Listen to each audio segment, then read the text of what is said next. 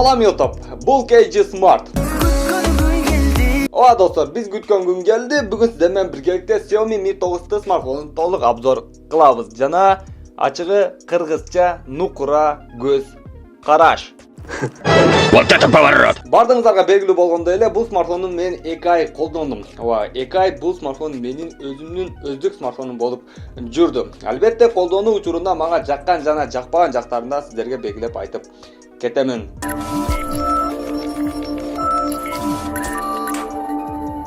Xiaomi Mi 9T смартфонунун эң чоң плюсу, бардык адамга жаккан жана мени өзүнө сүйдүрүп алган жагы албетте бунун экраны достор. Толугу менен рамкасыз көрүнүштө. Алдында эч кандай чызык-пызык кара нерселери жок. Камера болсо ичкерге жайгашкан, андан тышкары AMOLED экран. Өлчөмү жана ошондой руксат берүүсүнө токтолуп турган болсок, 6.39 дюймдо руксат берүүсү 2340x1080 Full HD Plus дегени достор. Прям сонун видео көрө турган же кино көрө турган болсок, андан тышкары стекло 2.5D Gorilla Glass V5 экран жалпысынан 86% элиген. Билбейм достор, буга чейинки смартфондорду карасак, бардыгынын алдында дал ушундай чолка же болбосо тамчыдай болгон көрүнүш гана болот. Алдыңкы камераны эпте ошол жерге жайгаштырат. Бунда болсо жалпысынан рамкасыз көрүнүштө. Ушул жерде өзүңүздөрдүн бааңыздардагы токтоп комментарийге жазып койсоңуздар болот. Экран тууралуу сиздерге негизи жактыбы, жакпады? Бирок достор, мага чындыгында жакты. Караңыздарчы, видео же кино көрө турган болсоңуздар, ушундай бир чоң смартфон менен тең экран турат. Бардык кино роликтерде жогорку деңгээлде AMOLED матрица менен жеткирип берет. Көрүп турганыңызда менин колумда кара түстүү турат достор. Эгерде сиздер кааласаңыздар, башка түстөр дагы бар. Кызыл жана ошондой эле көк. Прям көк же прям кызыл эмес.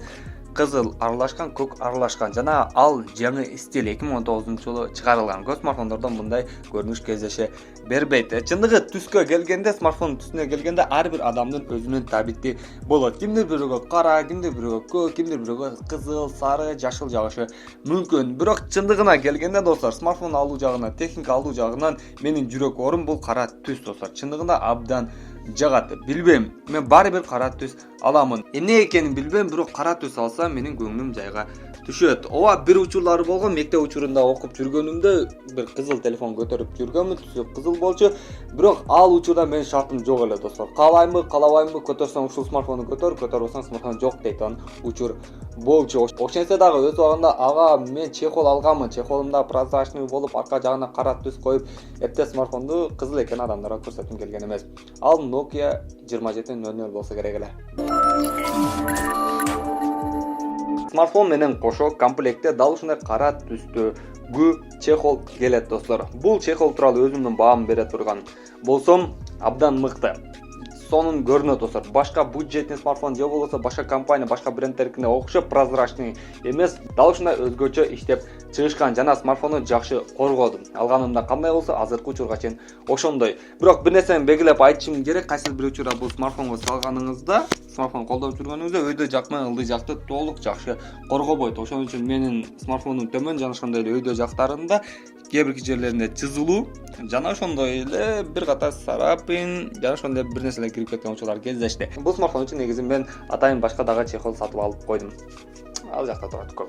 Xiaomi Mi 9T смартфонунун өзүнүн сырткы көрүнүшү стекло жана ошондой эле металл менен капталган. Смартфондун тегереги гана металл, ал эми арка жагы болсо стекло достор. Стеклону билесиздер, кайсы бир учурда жаман болуп кеткен жагы болбосо эле абдан сонун жана ошондой эле бай манаптардан смартфонундай көрсөтөт. Смартфондун сол жагында эч бир нерсеге орун жок. Же баскыч, же болбосо сим карта, микро SD үчүн да орун коюшкан эмес. Ал эми оң жагына келе турган болсок, смартфонду өчүрүп жандыруучу баскыч коюшкан жана буну атайын өзгөчөлөнтүрүп келиңиздер ушул жерди прям башкача кылабыз деп кызыл түстө кылып коюшкан. Анын өйдө жагында болсо смартфондун музыка же болбосо ошондой эле бир катар үндөрдү көбөйтүп азайтуучу баскычтарды орнотушкан. Булардын бардыгы физикалык баскычтар. Смартфондун өйдө жагында камера жайгашкан достор. Алдыңкы камера чыгып кайра кирүүчү. Бул тууралуу албетте обзор учуруна жакшы бир сүйлөшөбүз жана ошондой эле аудио джек. Андан тышкары бул жерде динамикалык микрофон жайгашкан. Кайсы бир учурда видео съемка же болбосо запись кыла турган болсо, дал ушул жерден запись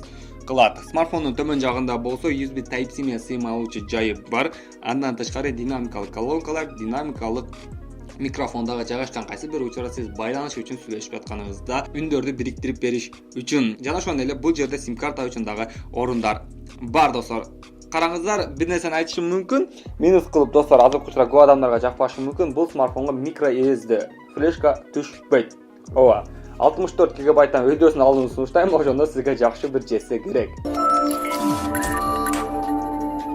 Эми иштеп чыгаруучу процессор жагына токтоло турган болсок, бул смартфонго Snapdragon 730 коюлган достор. Бул негизи процессор быйылкы жылы 30 000 40 000 сомдук телефондорго коюлуп кетти окшойт. Бул жерде болсо 20 000 сомдук телефонго Xiaomi компаниясы бир дегенде коюп салышты. Бул дагы жөн жайдан эмес. AnTuTu'дан бул 219 448 балды алды. Орто эсеп менен бул албетте жакшы. Негизи мен 300 000 тегерен күткөн болчумун. Эмне дегенде Mi Mix'te дал ошондой көрүнүш достор. Бирок процессорга карай турган болсак, албетте бул жакшы. Азыркы учурда иштөө жагынан мени канааттандырып жаткан учуру көптөгөн тиркемелерди бир дегенде ачкан эч кандай кызуу болбойт же катып калуу дагы кездеше элек. Графикалык процессор Adreno 618 жана ошондой эле ядролук процессору 8. Смартфонго орнотулган ички система күчтөрү негизи мага жакты. Билесиздер достор, негизи мен смартфондо көп оюн ойнобоймун, бирок сиздер үчүн албетте ойногонго туура келди. PUBG'де 1 саат ойногондо смартфондон 16% сыйым күчү кетти.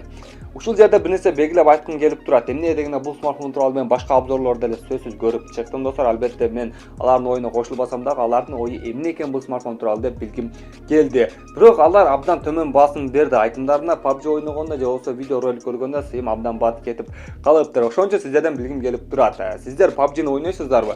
1 сааттын ичинде смартфонуңуздан канча сыйым кетет? Ошону комментарийге жазып койсоңуздар, мен сүйүүнү менен кабыл алып албетте окуп чыгамын. Андан кийин албетте YouTube'га кирип 1 саатты кино көргөндө 14% сыйым кетти. Жалпысынан 98-96%дан 2 сааттын ичинде 71%га сыйым түштү. Менин оюмча эми камера тууралуу дагы сүйлөшө турган учур келди.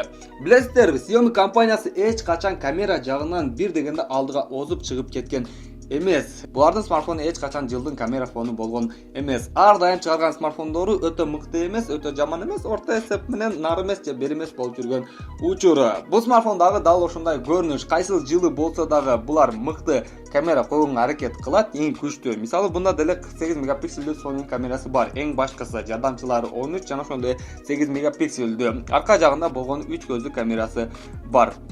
Болгону 3 дейм да. Негизи бул жакшы эле бир көрүнүш. 3 көздүү камера достор.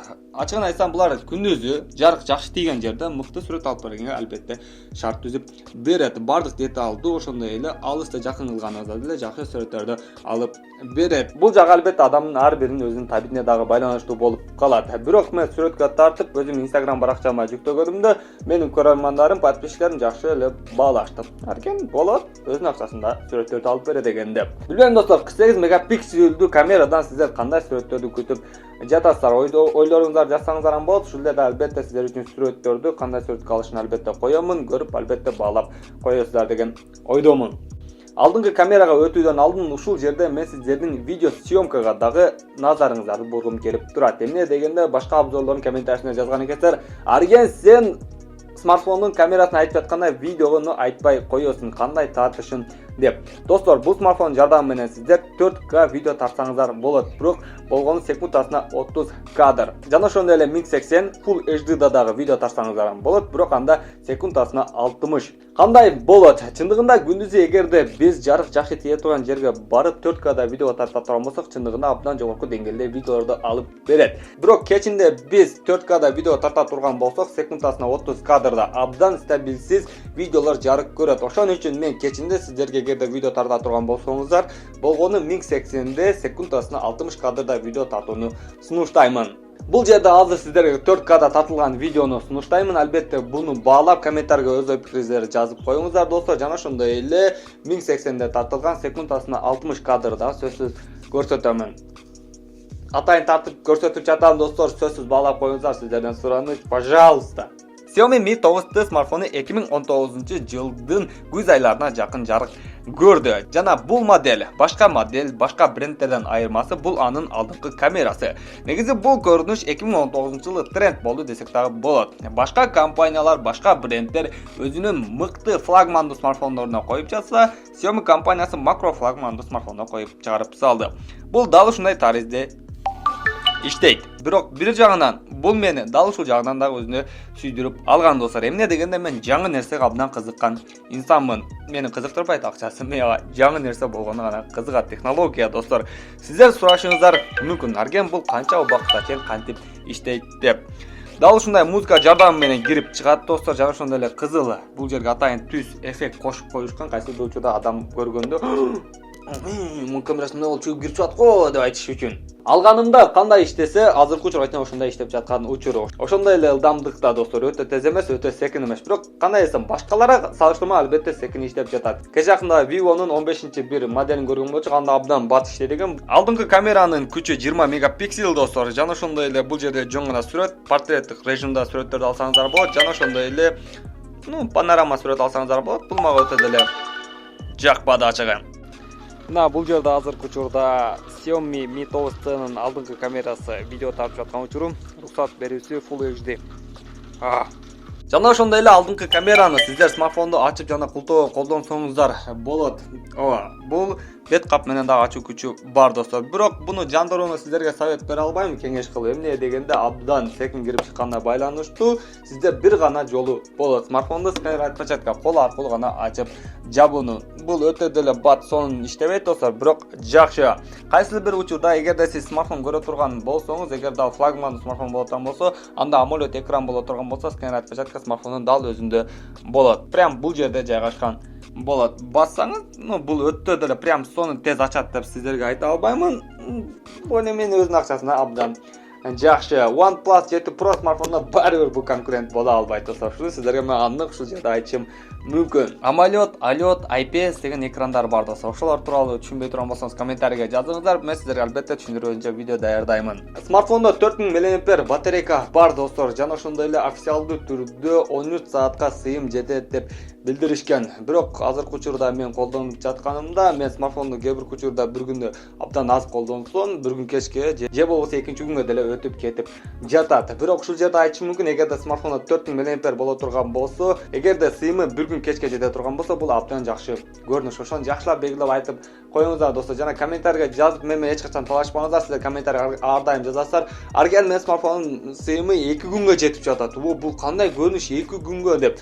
Албетте 2 күнгө жетиши мүмкүн, эгерде сиз аны аз колдонсоңуз. Ал эми стабилдүү стандарттуу түрдө колдонуш бул смартфондун батарейкасы 1 күнгө гана жетет. Смартфондо тез сыйым алуу күчү бар. Quick Charge 3.0 технологиясы достор. 18 ваттуу тез заряд алуу күчү бар. Жана комплектте дал ушундай зарядниктери дагы келет достор. Буга сүйүнсөк дагы болот. Эмне дегенде башка компания тарабынан келүүчү көп смартфондордо мындай комплектте зарядниктер келбейт. 18 ваттуу. Чындыгында эгерде биз сыйымга сала турган болсок, 30 мүнөттүн ичинде 40%дан өтөт. Эгерде биз 100%га чейин сыйым келтире турган болсок, анда 1 саатка чейин күтүшкө туура келет. Негизи 1 сааттын ичинде сыйым алып калышы абдан жакшы. Бул смартфонго абдан сонун экран жана ошондой эле чыгып кирүүчү камераны орнотконум менен бул смартфон баары бир флагмандуу смартфондорго тандаш боло албайт. Жана буну эч качан алар менен салыштырып жүрбөңүздөр. Бирок өзүнүн акчасына топ.